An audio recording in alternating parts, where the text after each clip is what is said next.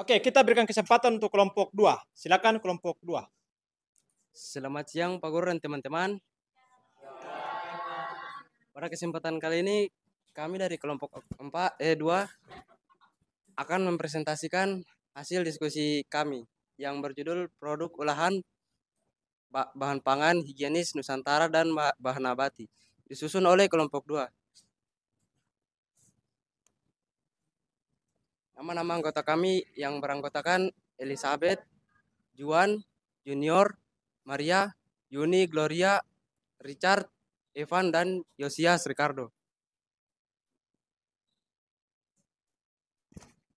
Jadi pada presentasi kami hari ini, kami akan membahas tentang yang pertama adalah pengolahan pangan nabati khas daerah, dan yang kedua adalah produk olahan pangan nabati Nusantara sesuai kearifan lokal. Jadi yang pertama, kita akan membahas mengenai pengolahan pangan nabati khas daerah. Yang kami pilih salah satunya adalah tempe. Tempe adalah makanan dari khas daerah dari Jawa Tengah dan Jawa Timur. Bahan dasar dari tempe itu adalah olahan kedelai yang difermentasikan. Dia termasuk dalam kacang-kacangan. Jadi proses pembuatan tempe itu, tempenya dibersihkan dan direndam kedelainya selama 8-12 jam. Setelah itu, kulit ari kedelainya dikupas. Kedelai kemudian direbus selama 30 menit dan ditiriskan hingga dingin. Setelah dingin, kedelai dicampur dengan ragi tempe. Kedelai yang telah diragi kemudian dibungkus menggunakan daun atau plastik berlubang. Selanjutnya, kedelai dibiarkan selama 24-40 jam atau 1-2 hari untuk proses fermentasinya. Setelah fermentasinya telah selesai, tempenya siap digunakan atau disimpan. Selanjutnya, jenis kemasan yang biasa digunakan dalam tempe itu, mereka biasa menggunakan daun pisang, plastik berlubang, dan loyang atau wadah tertutup. Harga jualnya itu biasa ada 5.000 untuk tempe yang besar. Tapi saya pernah lihat ada tempe yang kecil-kecil itu dapat 5.000 dapat 3. Jadi ada juga yang satunya 2.000. Produk selanjutnya adalah papeda. Papeda itu makanan khas daerah dari Maluku dan Papua. Bahan dasarnya itu tentu saja sagu atau juga tepung sagu. Ini sagu termasuk dalam tanam-tanaman. Proses pembuatannya itu, pertama campurkan 200 gram tepung sagu dengan sebagian air hingga membentuk adonan kental. Panaskan 500 ml air dalam panci hingga mendidih. Tuangkan adonan sagu ke dalam air mendidih sambil terus diaduk cepat. Teruskan mengaduk hingga adonan mengental dan menjadi transparan. Setelah papeda matang dan mencapai kekentalan yang diinginkan, angkat dari kompor dan sajikan panas dengan kuah atau lauk sesuai selera. Biasanya papeda ini disajikan dengan ikan kuah kuning atau kuah asam. Ini biasanya kemasan yang digunakan itu mereka menggunakan kemasan plastik, atau biasa kalau pesan di restoran-restoran rumah makan itu digunakan pakai wadah gitu. Harga perjualnya itu ada 20.000 sampai 30.000 per porsi.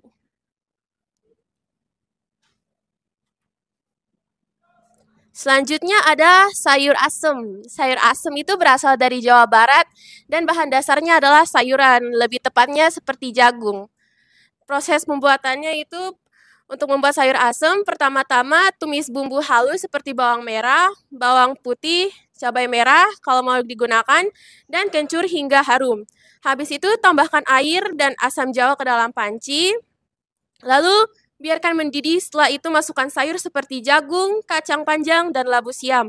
Masak hingga sayurnya empuk namun masih renyah. Langkah terakhir yaitu tambahkan garam, gula secukupnya untuk menyeimbangkan rasa. Sajikan sayur asam dalam keadaan hangat, karena kalau dia sudah tidak hangat rasanya kurang nampol. Untuk jenis kemasannya biasa itu kalau di restoran-restoran tuh menggunakan piring atau mangkok, dan kalau mau dipesan untuk bawa pulang itu ada kotak makanan juga. Dan biasa ini bisa dipesan untuk kayak frozen food gitu. Harga jualnya itu bisa 500 hingga 30.000 per porsi. Yang terakhir yaitu sambal ijo. Sambal ijo itu berasal dari Padang, Sumatera Barat, dan bahan dasarnya yaitu cabai hijau yang berasal dari tanam-tanaman. Untuk proses pembuatan sambal hijau, itu tumis bawang dulu. Pertama-tama tumis bawang merah, bawang putih, cabai hijau, dan tomat hingga matang. Lalu haluskan bahan-bahan tersebut, lalu masak dengan sedikit minyak hingga mengental. Tambahkan gula dan garam sesuai selera. Setelah sambal matang, dibiarkan dingin dan disimpan dalam wadah kedap udara. Dan sambal hijau siap disajikan. Untuk jenis kemasannya ada dalam berupa wadah kaca dan wadah plastik. Sesuai kualitasnya. Harga jualnya itu bisa 500 hingga 30.000 kalau dalam botolnya. Nah, kalau topik selanjutnya yang akan kita bahas yaitu produk olahan pangan nabati Nusantara sesuai kearifan lokal. Jadi di dalam topik ini ada beberapa pertanyaan yang akan kita jawab. Yang pertama yaitu apa nama produk olahan pangan nabati khas daerahmu? Jadi ada papeda, kue sagu, bubur sagu, sambal colo-colo, dan lain-lain. Yang lebih tepatnya adalah makanan khas daerah dari Papua. Yang selanjutnya, bahan nabati apakah yang menjadi kearifan lokal daerahmu? Yaitu ada sagu, ubi jalar, kelapa, dan lain-lain.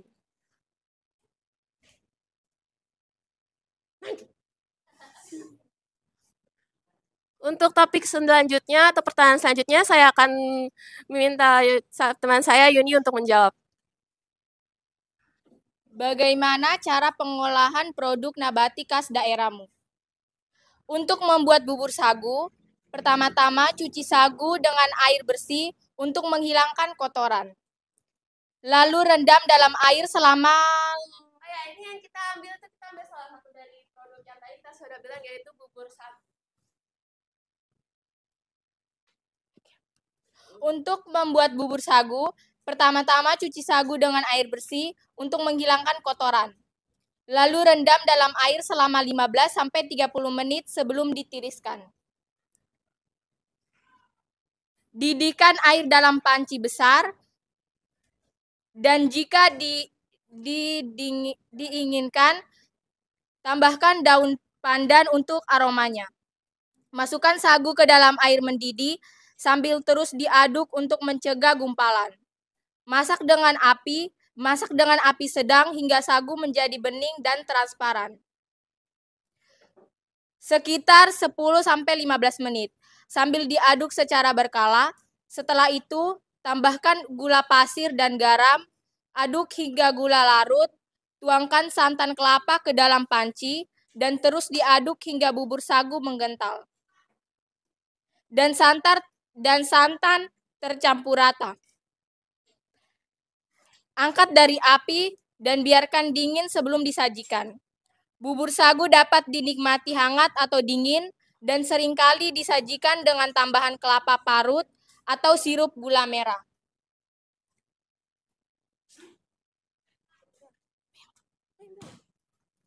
Oke, sekarang kita akan buka sesi pertanyaan. Bagi teman-teman yang ingin bertanya, kami persilakan. Perkenalkan, nama saya Christian Federico KKFC. Saya dari kelompok 3 ingin bertanya. Jadi apa manfaat dari sagu? Bubur sagu maksudnya. Ya. Baik, kami minta waktunya sebentar untuk menjawab. Oke, baik, kami izin menjawab.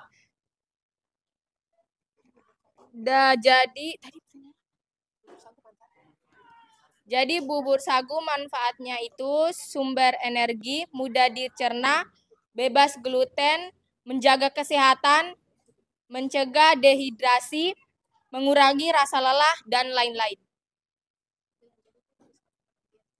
Jadi bisa juga untuk orang diet itu juga bisa. Apakah ada yang mau bertanya lagi?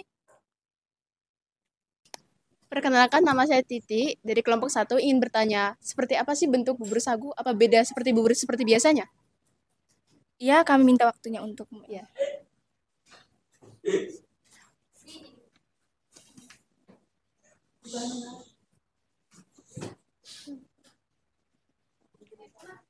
Baik, kami izin menjawab pertanyaan dari Suman. Bahan utamanya beda. Oke. Teksturnya, bubur sagu memiliki tekstur yang lebih kental, licin, kenyal ketika dimasak. Sagu sagu akan menjadi transparan dan agak lengket. Kalau bubur biasa, teksturnya lebih lembut, lembek, dan halus. Bubur beras seringkali bertekstur seperti pasta dengan butiran beras yang menyatu. Oh, jadi bubur sagu itu kayak pepeda gitu. Iya. Oh ya, terima kasih. Iya, sama-sama. Apakah ada yang mau bertanya lagi?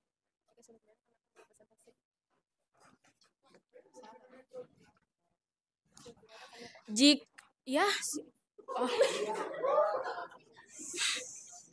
Oke, jika sudah tidak ada yang mau bertanya, kami akan menutup presentasi kami. Oke, kita berikan aplaus untuk kelompok 2. Luar biasa presentasinya. Keren. Oke. Baik, umur kakek sudah menua, namun tetap mencari kekasih. Semoga bermanfaat bagi kita semua. Kami pamit undur diri. Sekian dan terima kasih. Oke, tepuk tangan untuk kelompok 2. Luar biasa.